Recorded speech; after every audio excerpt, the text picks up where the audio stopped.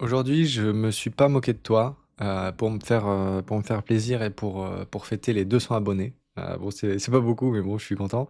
Je me suis pris un bon micro, donc ça devrait améliorer la qualité des la qualité audio, la qualité générale des vidéos et globalement, ce sera plus sympa pour vous. Et je vais aussi arrêter de faire mes vidéos sur Loom. J'ai eu quelques petits messages comme quoi ce serait bien que je m'améliore, donc j'écoute et je propose quelque chose d'un petit peu plus qualitatif.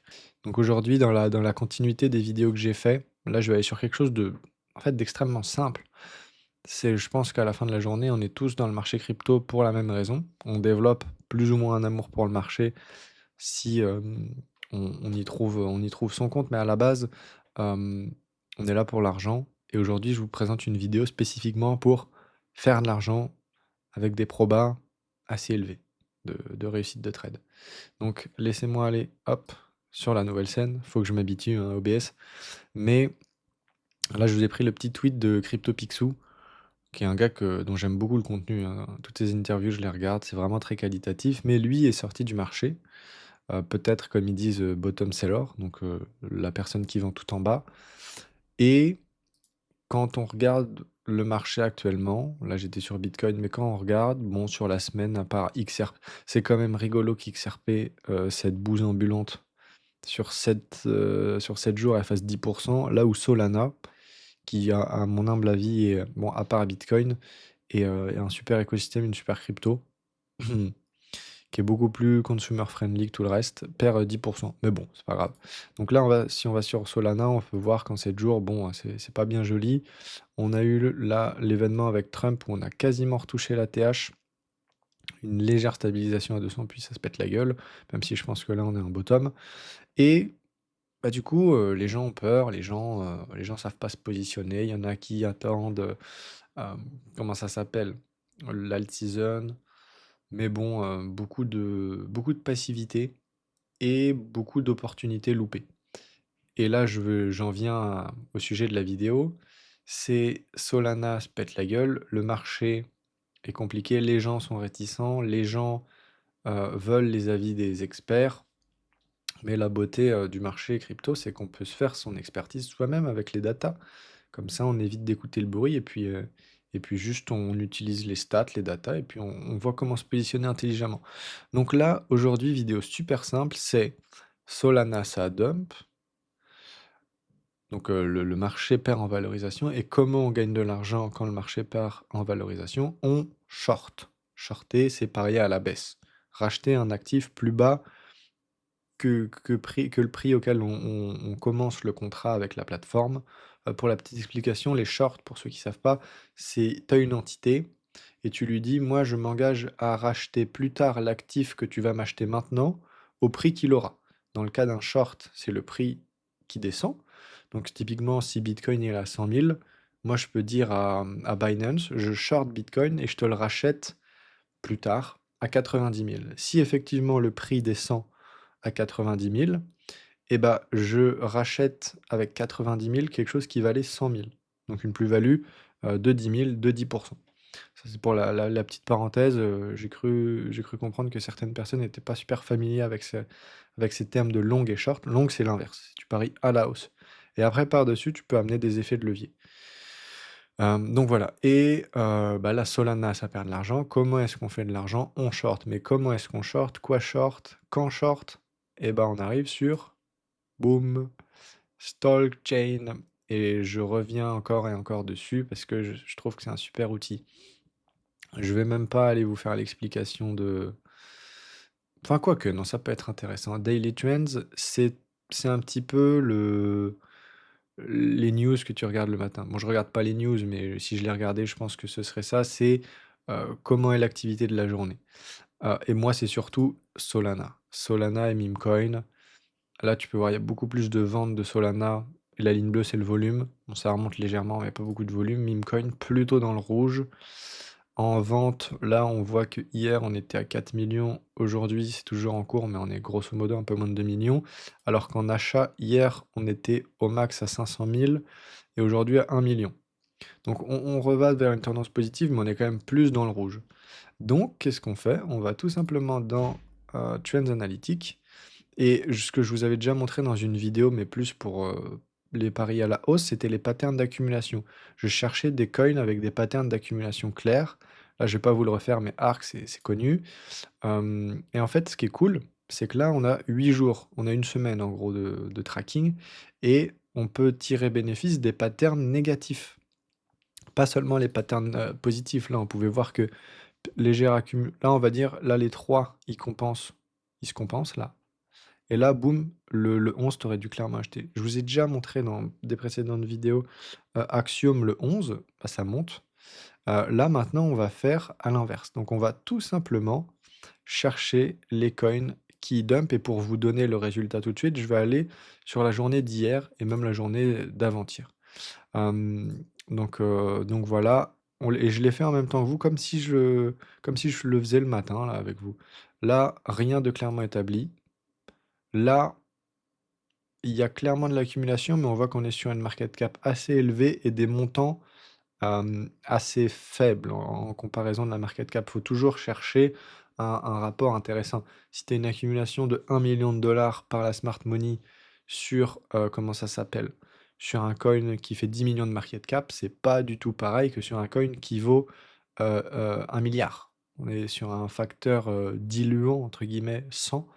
Et du coup, c'est beaucoup moins parlant. On veut avoir des gros rapports entre les montants qui sont investis ou retirés par la smart money et les capitalisations des coins.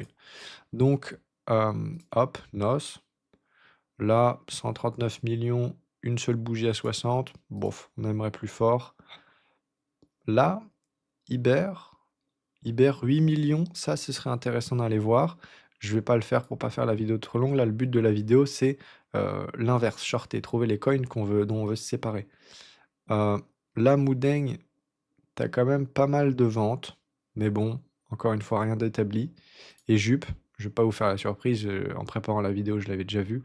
Mais Jup, quelque chose de ultra obvious, même si on est sur un truc à 5 milliards de market cap, dans la journée, on a eu 3 millions, enfin, presque 4, de ventes dans la journée.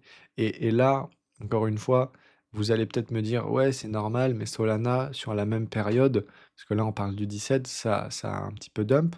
Là, si je vais sur Solana en 7 jours, le 17, on commence la journée, hop, là on est le 16, on commence, on commence à 188 et on finit à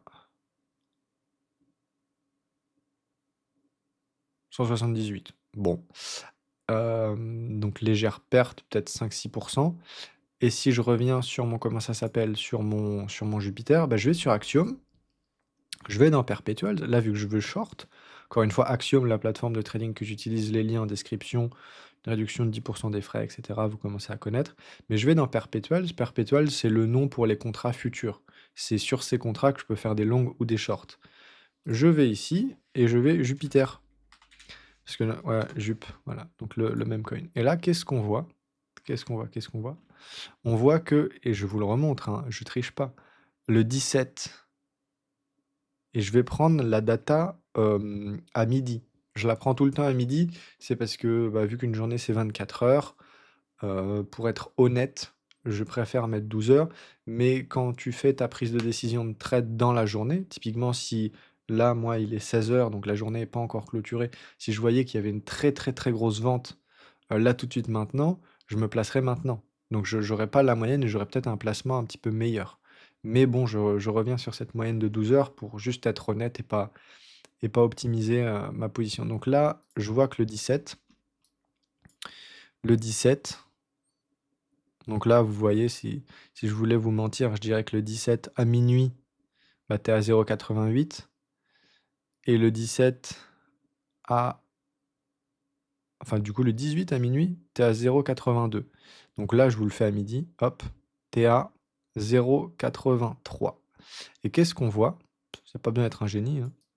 Bah, c'est que ça dump. C'est que ça dump. Là, le 17, attends, laissez-moi retrouver le 17, voilà. Hop, donc on est là. Évidemment, on vend jamais le bas, hein.